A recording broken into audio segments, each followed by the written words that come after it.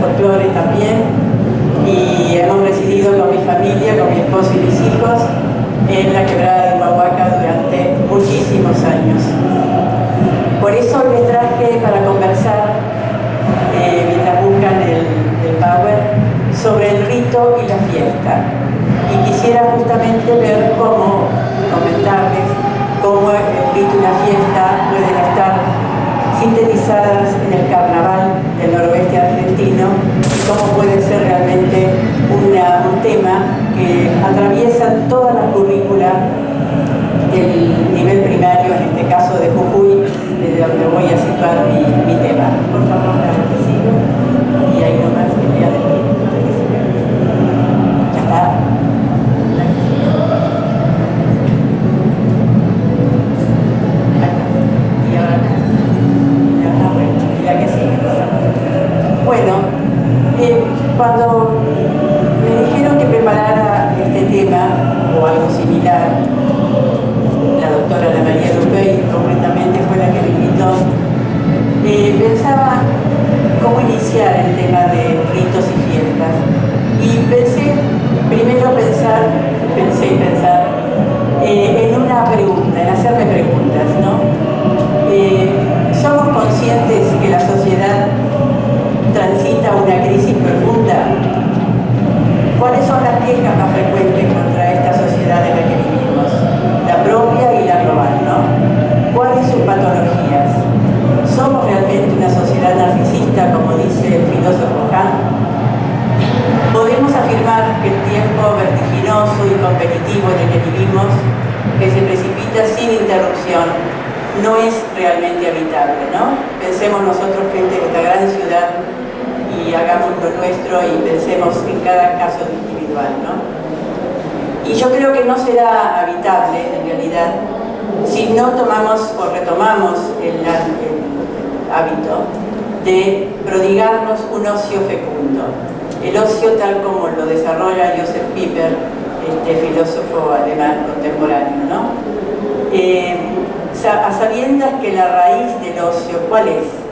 El hacer de ese momento un momento no utilitario.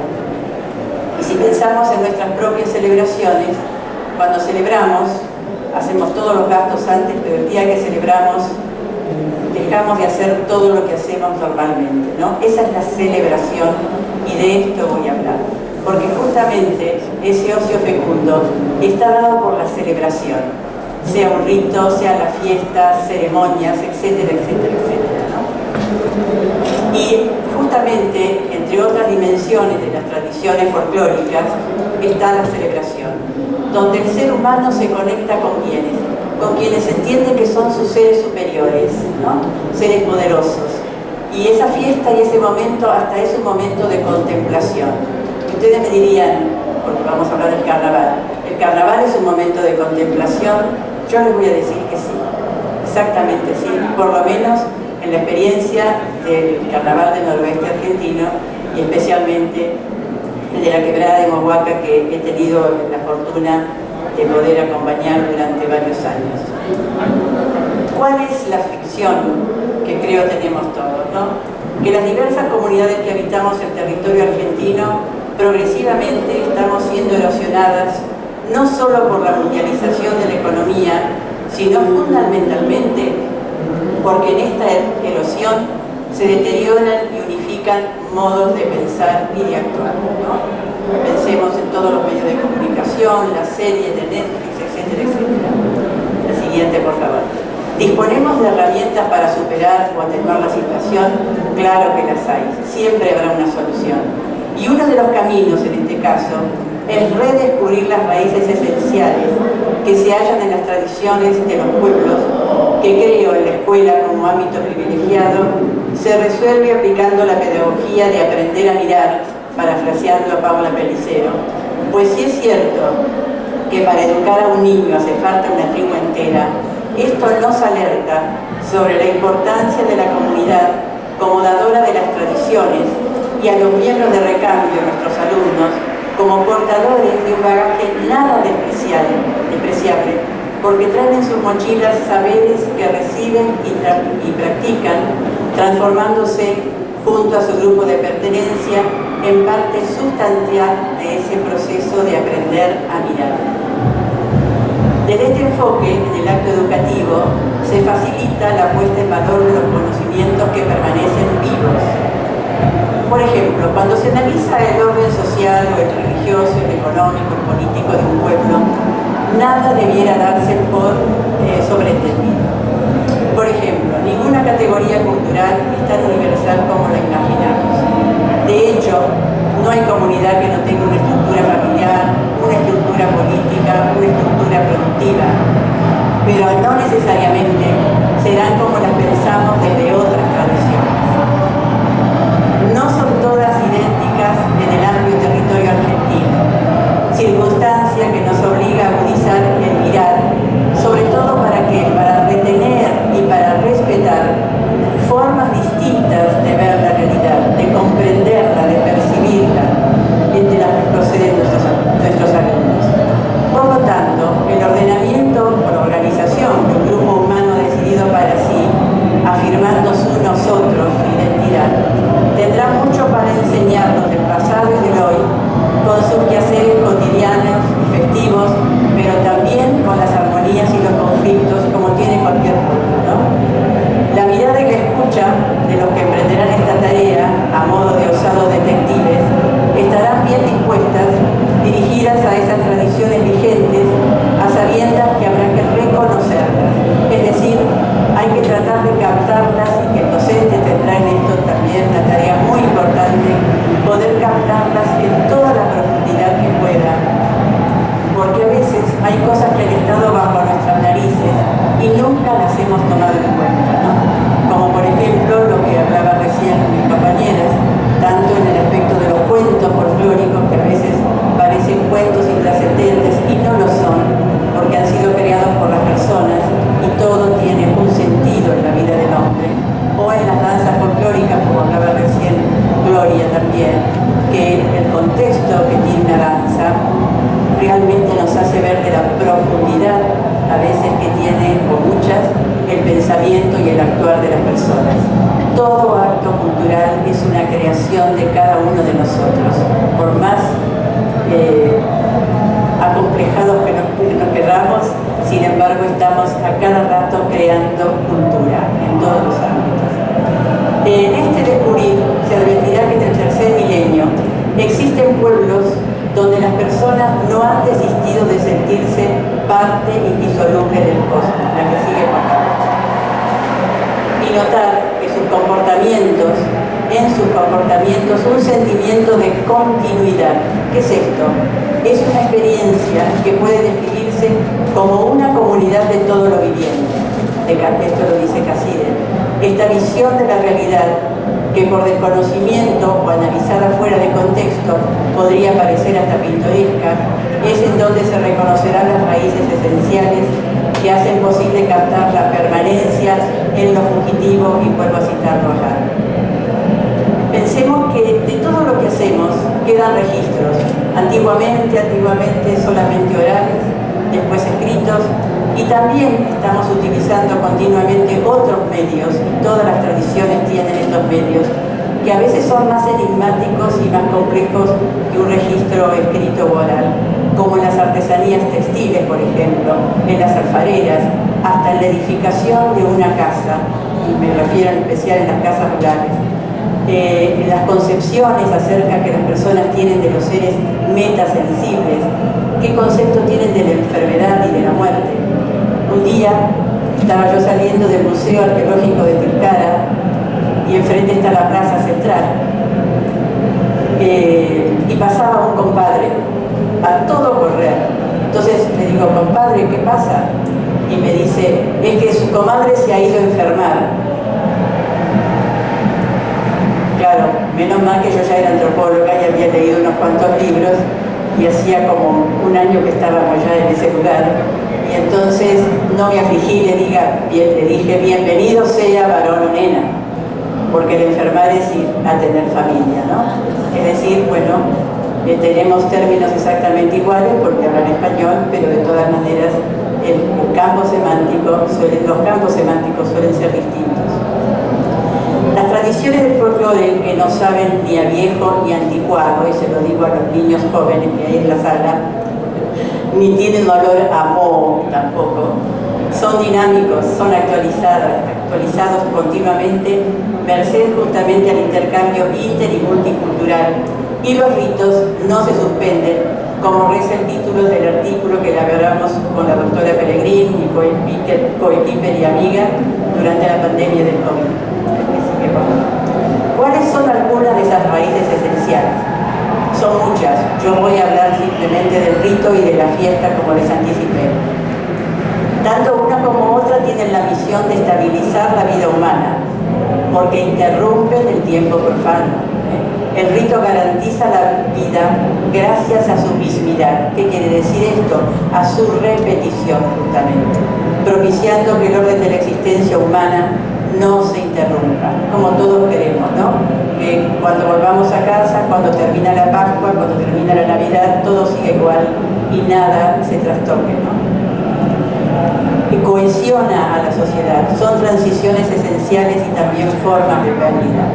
Por eso, si perdemos esas raíces, la vida se convertiría en algo totalmente homogéneo, quizá aburrido y sobre todo efímero, la que sigue. Y les traje una simpática definición del rito que la recordarán del Principito, cuando el zorro se lo menciona explicándole su importancia, haciendo gala, díganme si no cuando lo lean, de una didáctica irrebatible. Le dice: entre los cazadores hay un rito. Todos los jueves interrumpen su actividad para ir a bailar con las chicas del pueblo. Es el día en que yo, dice el zorro, puedo pasear tranquilo y sin peligro.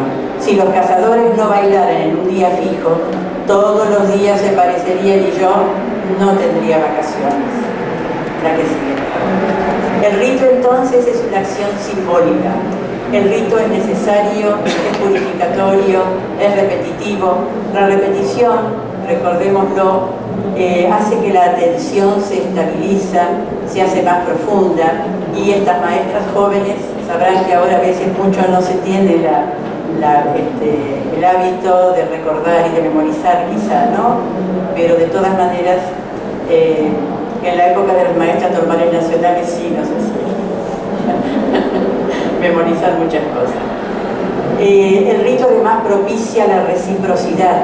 Este es un sistema que está totalmente vigente, y cuando nuestra gente de provincia emigra por razones varias a los centros urbanos, sigue existiendo ese sistema de reciprocidad en total vigencia.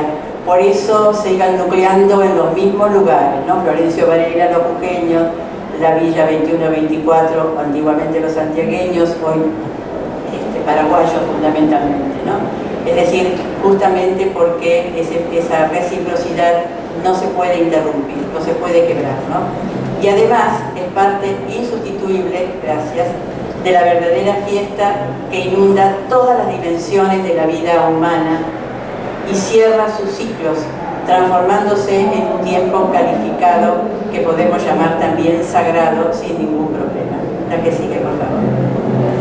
Muy bien, ¿cómo podemos aplicar el rito y la fiesta?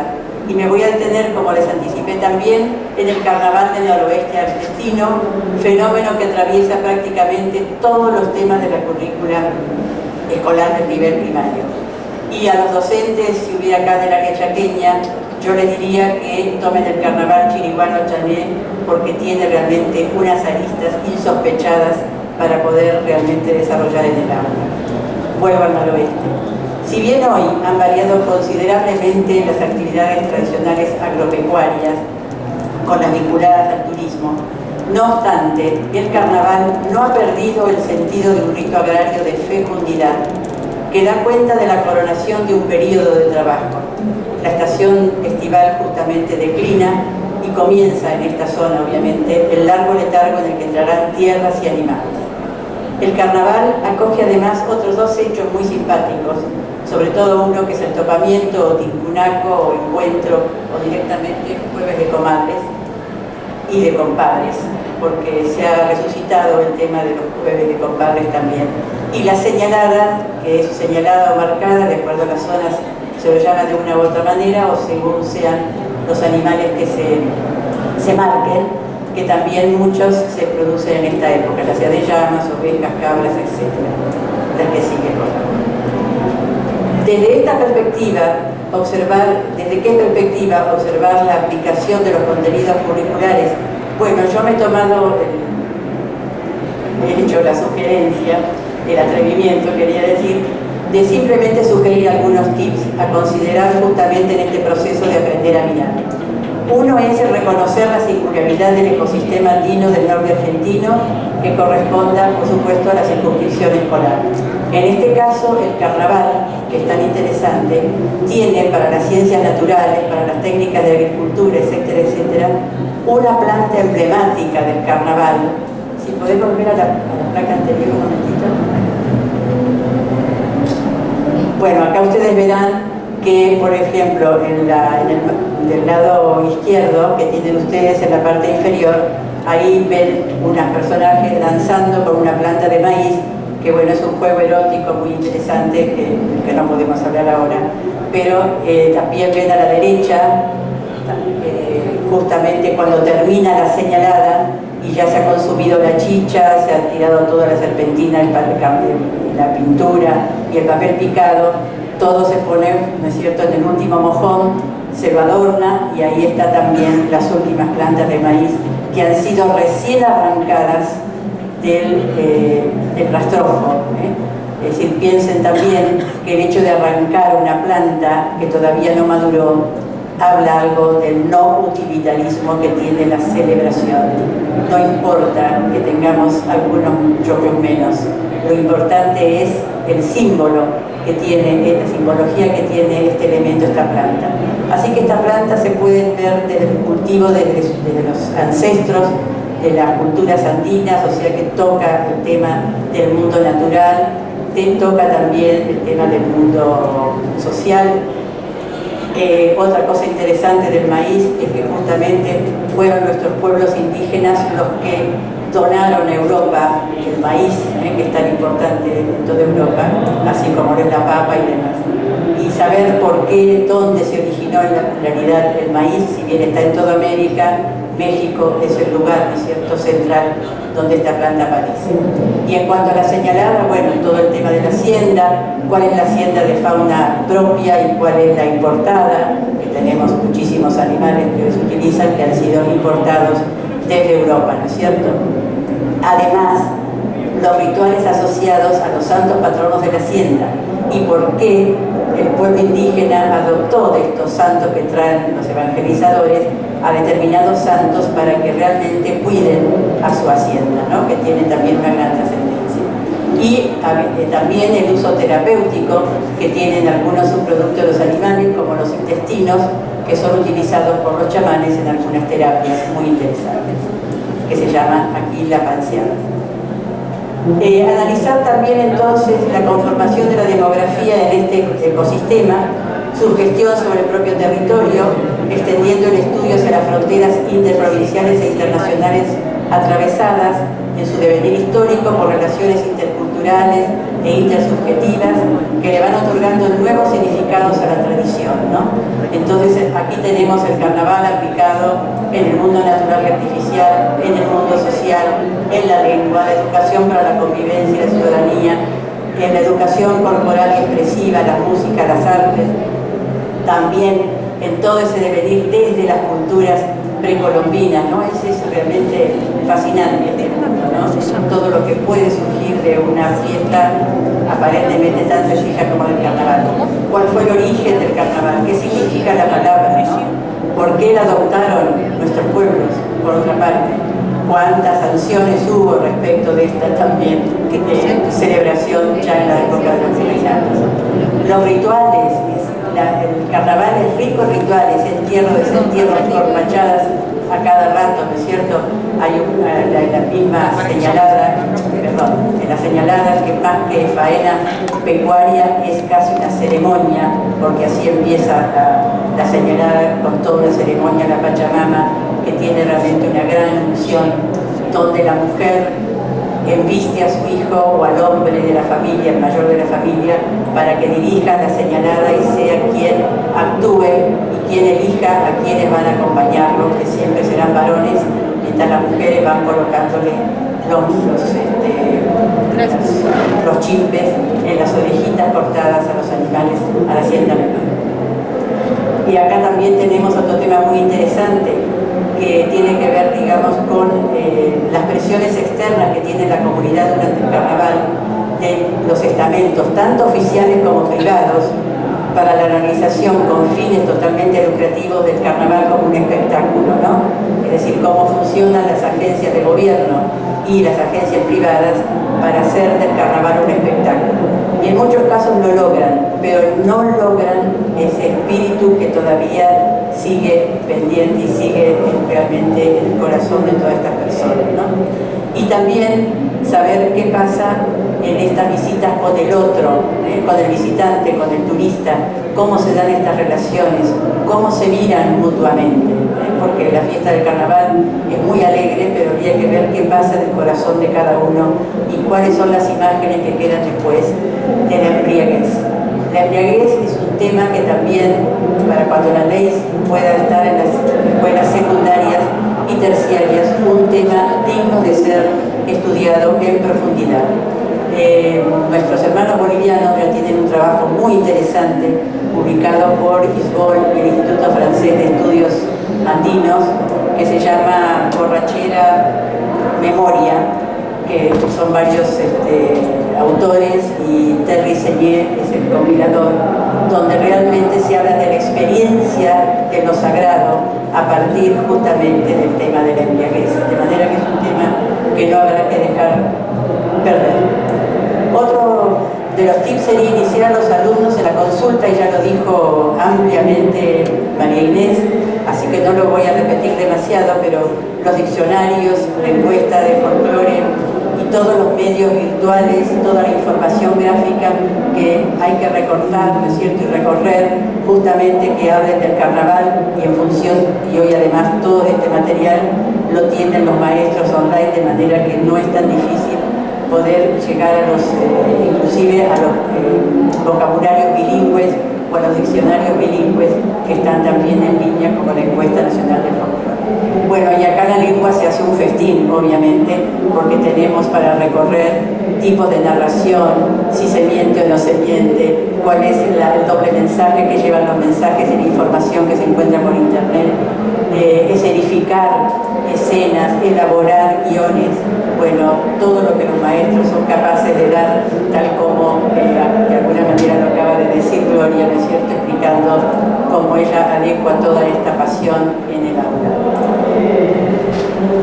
Y finalmente es importante promover el diálogo y el intercambio entre alumnos, docentes, referentes inter y extracomunitarios también, con los mismos protagonistas del carnaval, así como con representantes de otras áreas de estudio, como artesanos, chamanes, artistas espontáneos y profesionales, folcloristas, antropólogos, obviamente, psicólogos, médicos, etcétera, etcétera.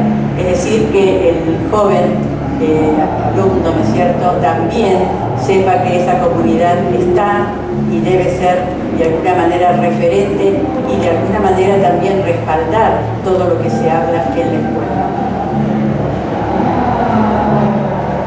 Algo que me había olvidado de comentar, pero vale la pena, creo que también cuando hablé de las categorías culturales, hay que detenerse a constatar si las categorías culturales que utilizan para definir sus fenómenos la gente del lugar son las mismas que llevamos nosotros desde nuestra cultura occidental en general, o de nuestra ciencia.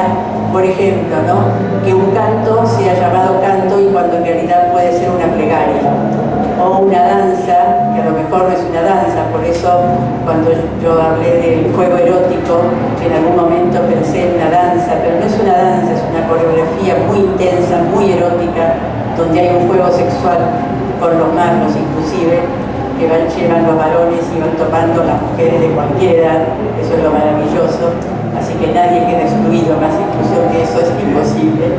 Pero bueno, es interesante que vean también esas categorías a medida que se van analizando los distintos fenómenos. Dar la palabra a los estudiantes para que expresen su opinión personal, creo que esto sí es muy importante, y sobre su apreciación y práctica de las tradiciones de las que son depositarios, y reconocer, y aquí cito a Faeta, que la dialéctica entre la adhesión al canon formal de la tradición y las variantes de base individual y temporal constituye el eje del conocimiento y del aprendizaje de los alumnos.